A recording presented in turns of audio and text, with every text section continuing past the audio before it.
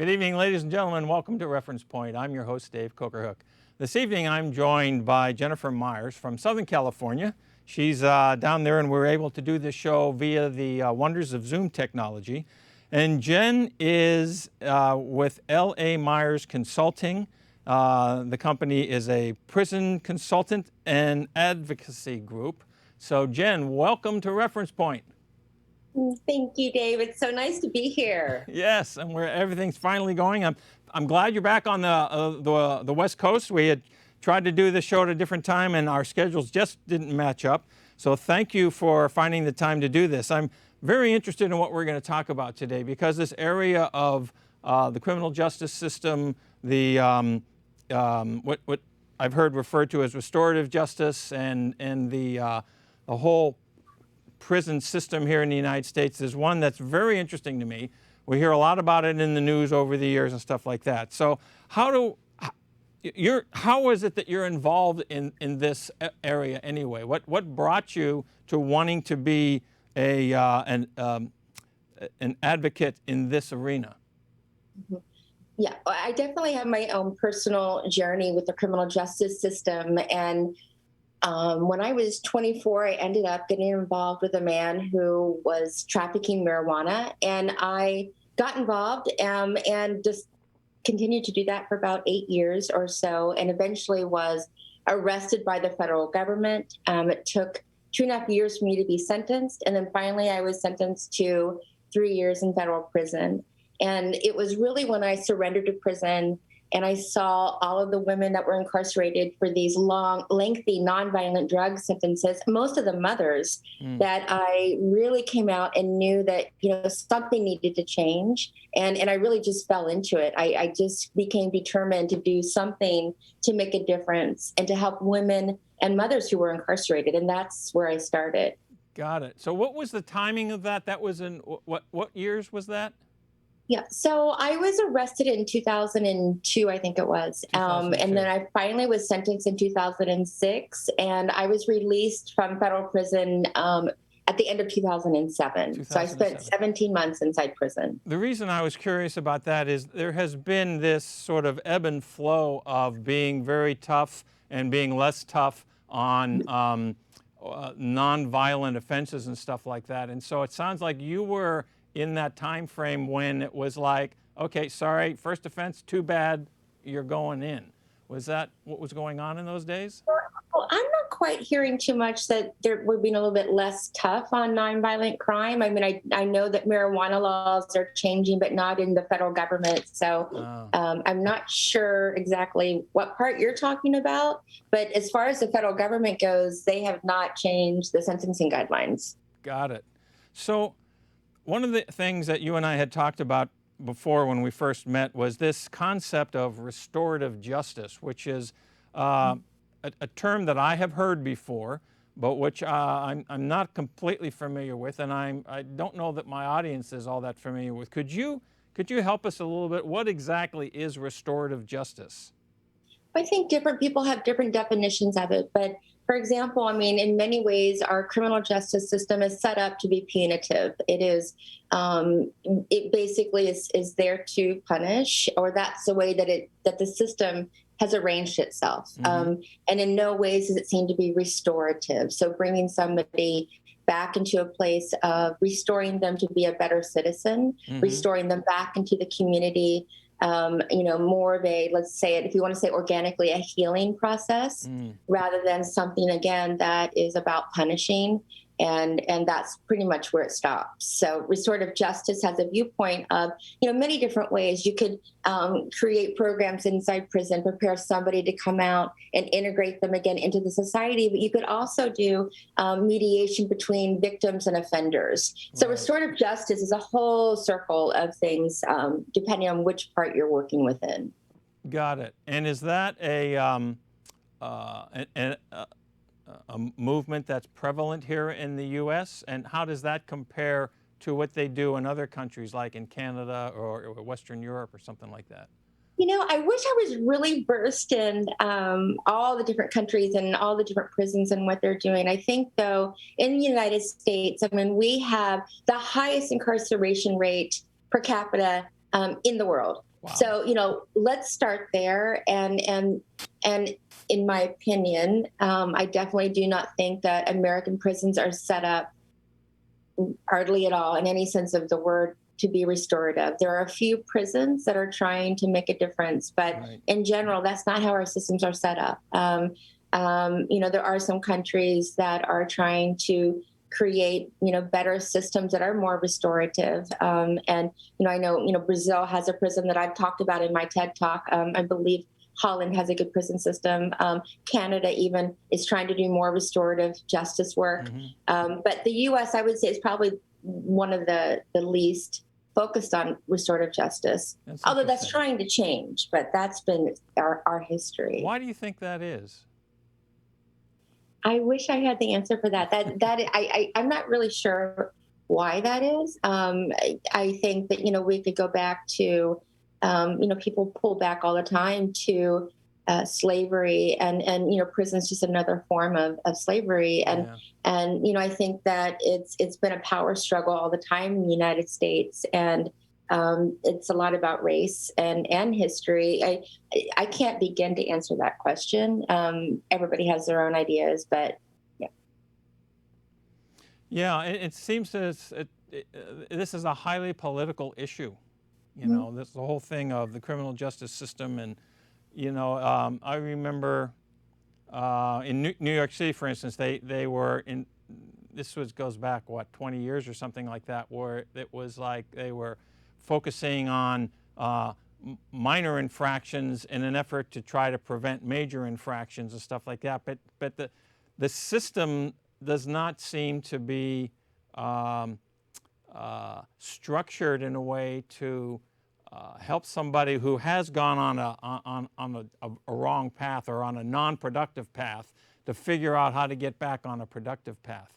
And I think you had said something earlier, and I agree with you, that the socioeconomic environment creates a condition where certain communities are more susceptible to problems, and we find a higher percentage of ethnic minorities in the prison system than you should. So what is the activities that you're involved with now that are looking to try to have a positive impact to make some change in this environment? Yeah, and let me just say one thing. I mean, I know that we were talking about the systems, and I think for me, there's different parts here, and it really starts with the school to prison pipeline. And I think what I saw when I was incarcerated were a lot of parents. Most were parents, most were mothers who had 3 or 4 children. And I know the same is true for most of the men that are incarcerated. They are fathers. And so this generational, rhythm begins to happen when we have a parent that's incarcerated, and the likelihood that their children are going to end up sort of in the same place, that tends to happen a lot. So, then we go to juvie hall, which is probably one of the worst places to be, where our children possibly can learn to even be more of a criminal. And then it goes from there. So I just wanted to throw that out there that, I firmly believe it's generational. Sure. And that's why to say, how can we change the system? It really goes down to a lot, including parenting and how we're taking care of our children. But so as far as I'm concerned, I started by working with women. So I started by writing my story because I wanted women to hear how I had made my own poor choices, and hoping to empower them by having them read my story. And then from there, I started speaking in schools to kids in middle schools, which is really where it starts, and in high schools about my story, and again, making good choices. Then I founded a nonprofit called Rise to Empower. And so that nonprofit, it's a 4-month program, and it really focuses on empowering women, also at-risk youth, to make positive choices, and for them to understand that they can recreate their life at any moment, no matter what their past looks like, and really tackling and looking at, what they need to do in their lives to create more momentum moving forward. And we started by doing this program. It's called Rise to Empower, within a at-risk school with pregnant teen girls. And again, There's a lot of crossover. I mean, most of the girls had parents who'd been incarcerated. Right. Some of the girls were in juvie. So these are very at-risk girls, who are at risk of being incarcerated again. Sure. So we started there, and then we went to working with homeless teens. And then we transformed the program into working with women, adult women, who were coming directly out of federal prison. So we collaborated with San Diego U.S. Federal Probation and had a very small, tightly contained group of women coming directly out of halfway house into our program. Very powerful work. I mean, it really touched my heart doing that work. I mean, I can move on, but do you want me to just pause for a minute? Tell me a little bit. Well, so the couple of things came to mind when you were mentioning that, telling me about that. One is that this idea of being able to communicate to youth that you can make a different choice and find another path. I can see where that part of the challenge for the young people, or almost anybody for that, is the rest of those individuals that they are surrounded by, because it's so easy to get sucked into other people's views of what it is you ought to do, that you can want to make a choice, but you may not do so because of the peer pressure and stuff like that. Tell me a little bit about the results from the programs that you were talking about. What did you see in the way of positive impact in the youth, the women, the young women, and those adults that were coming out of the system?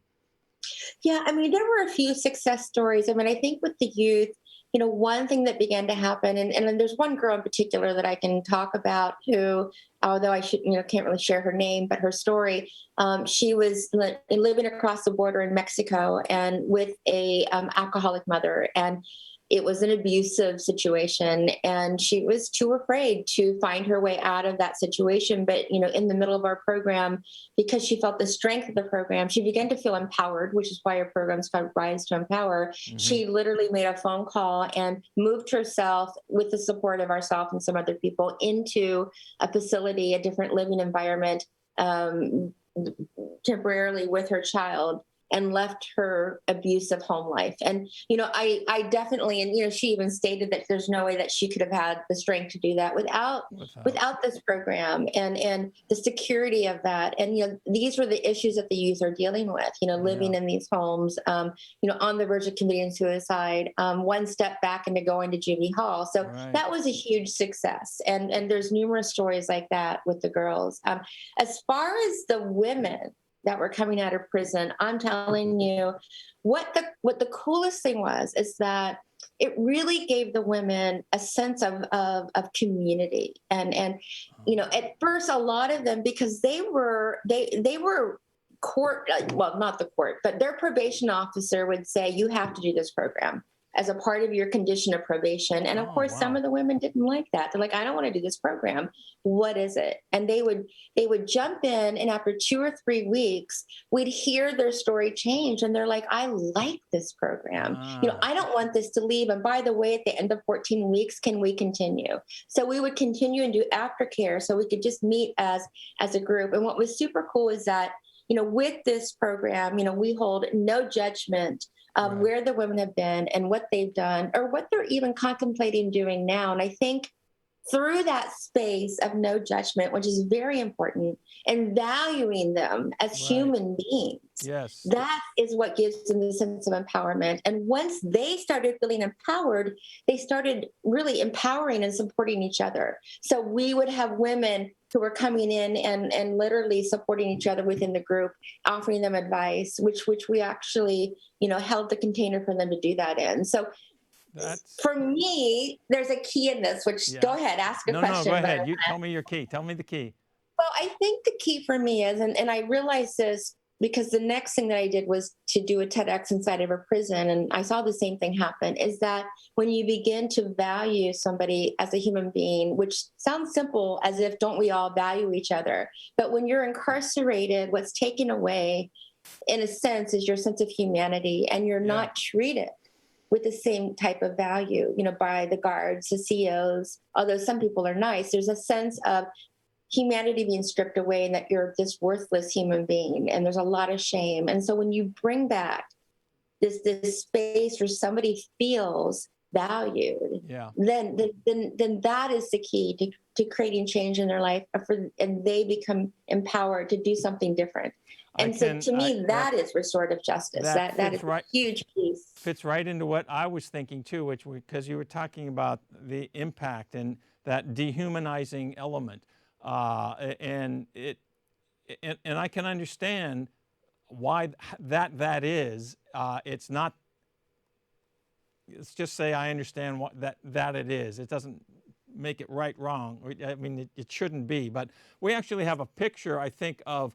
You were talking about having done a talk in one of the prisons. I think we have a group shot of you and some of the folks there when you were at was it Donovan Correctional Facility? Donovan Correctional. That's our team. That's our TEDx team. We actually produced 2 years in a row a TEDx inside prison and had 100 people from the outside come in. Oh, wow. And we empowered these men, amazing men, to run the entire program, and they made the decisions. We empowered them to make decisions. Something that doesn't happen inside prison. And some of these men are lifers and are never getting out. Yeah, but that doesn't mean that they can't contribute to society. Oh, 110%. I mean, yes. So let me ask you this question about the youth, especially. What role does education play for them in this process? Let me clarify that. When I say education, I mean in terms of being able to learn, the fundamentals, reading, arithmetic, those skill sets that you need to survive in the real world. What did you see in the way of education playing a role on the one side or the other? Huge. I mean, how many men I'm talking men because I've been working inside of a men's prison for 5 or 6 years now, not counting COVID, doesn't count. But so many men, people that are incarcerated, do not have their GEDs. And that's the first thing you're supposed to do is get your GED. And it just sort of goes to show, in my opinion, it's that same sense of when we feel valued and that we are of value. And I can, do something with my life, including education, maybe even college. I mean, it really does set you up to get onto the right track. And that's why it's so very important. Education is a key even inside prison. Right. Once men get their GEDs or women and even can take college courses, the sense of value that they receive from that is just 120 million%. Right. So I'd like to say it's deathly important. Yeah. So another thing that you and I had talked about when we first met was the complexity of the system, especially in that the federal and the state and the county and the local systems are different. And they operate differently. They have different control factors, different regulations. There's different laws that send someone to a federal prison than a state, than a local. How does that, tell us a little bit about the impact that has on this whole environment. Yeah, wow. I mean, it's so complex. How do you even talk about it? I think,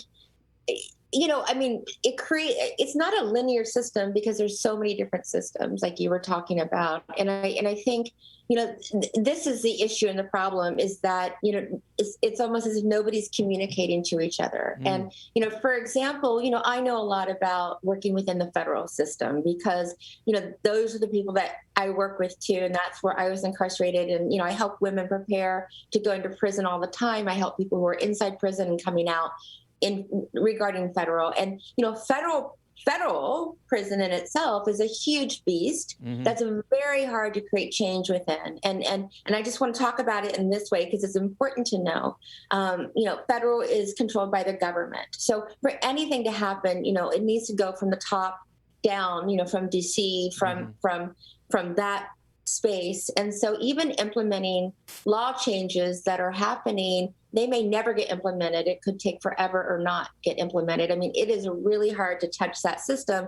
I mean, again, and the systems aren't communicating. So in state prison, again, also like in a state prison, you have, different states have different laws. So now it's governed by the state, and that's with a state prison. And then besides that, a warden in this prison in this city, a warden in this prison in this city really control the show too. So what's the warden like and their personality, and then you've got county jail, which is a completely another different system. So who's communicating? And I know Rhode Island, is it Rhode Island? Started creating a really great interwoven communication system that so youth, let's say youth that were going into juvie, people that were going into the system were not getting lost. It was like you were tracking what was happening and where they were going, so you could set up their care system. Got it. So that's a place to look.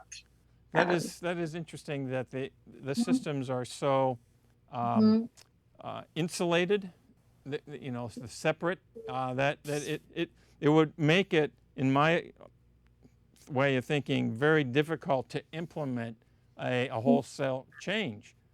I think we've got 6 or 7 minutes left in the show here today, so I want to jump to a topic another one of those topics that I thought was very interesting, and that is that we all think, at least I was thinking, that the prison system is the actual facilities are operated by federal government or state government or local government employees. It's like that's what it is. It's a government regulated, a government controlled, and a government operated activity. But I'm understanding that that's not always the case anymore, that there's a privatization that's been happening with respect to the prison system. Can you tell me a little bit about that? Yeah, it's something that I'm just starting to dive into a little bit more. So, I wish I was more graceful in talking about it, but there is a whole prison industry and a money-making industry where, private prisons, a lot of private county jails, contract with different organizations, halfway houses.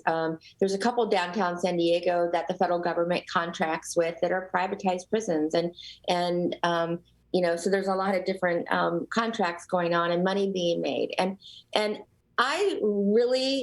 they get a bad rap because, a lot of things can happen in there. They're not regulated. They can be some pretty awful places. But I'm telling you, I have a really shift in my perspective, which happened recently, which I'm going to share, which is I believe that if we go to a private prison instead of one that's governed by the state or the feds, that we actually can possibly make change on a prison yard. And what I would love to see, my inspirational icing on the cake would be to go, to get involved with prison administration in one private prison and begin to implement restorative justice programs in a very large way to try to change one prison yard in one private prison, and that we actually could do that because it is a private prison and not regulated by state or federal. So that's what I'd like to do. Then you can prove out the system and take it elsewhere. We only have a couple of minutes. That's one prison at a time. One prison at a time. We only have a couple minutes left, but this is the last question I need to ask you, and I think it's a critical question. It has to do with the general public. What is it that we, Joe and Jane citizen, need to understand in order to be able to get behind this restorative justice environment? What what do we need to tell people? Well, it truly is about compassion and valuing everybody as a human being, and that everybody matters. That's where we need to start, and I think we need to begin to educate people in the United States what's happening in your communities and in your state with the laws. There are still juvies that are being sentenced as adults for life. Juvie LWOP is trying to be abolished. Some states still have it. That is not okay. That is not okay. We need to look at LWOP, life without parole, who we're incarcerating and why. And again, for me, it comes down to a sense of common humanity and compassion. Our laws are necessary, not necessarily set up to create change or value human beings. And I think we need to be aware of what our laws really are, and they do come up on the ballot. Yeah. And when a prison, sentencing policy comes up, please investigate it, because it is absolutely devastating that there are men that are in for life without parole, who possibly committed a crime when they were 14 years old. Like, that's not okay. Right. And I think we miss that. That there again, that's that whole thing of dehumanization. Once someone's in the system, you sort of you stop thinking about them as people. So I think that I'm going to suggest that my audience check out your website. It's lamyersconsulting.com. Learn a little bit more about what Jen and the network of individuals are doing, because the bottom line, in my opinion, is that doing something with respect to this environment is going to make our streets actually safer. If the education, the work to have the prison system not be a place to make better criminals, right, but to turn people's lives around, so when they come out, they're a more productive member of society. I think that is in our best interest as a society. So that's my thought. Any last words, Jen? Put. No, well put. I mean, I think that that's what's important to me. I mean, literally, it took me going into prison to see who we're locking up and the horror that's happening in one prison, and there's hundreds and millions of people locked up in our country, and yeah, something needs to change. Right. Okay. Well, thank you very much for joining us and giving us this insight. We really appreciate that. And I'm going to have you stick around because you mentioned that you've done a couple of TED Talks, and we're going to talk about that from a different angle at the next episode of Reference Point. So, folks, make sure you stay tuned for that. So, I want to thank my crew here. I want to thank Jen for joining us here at Reference Point and being part of this conversation. And ladies and gentlemen, I appreciate your being here too, and we'll see you next time on Reference Point.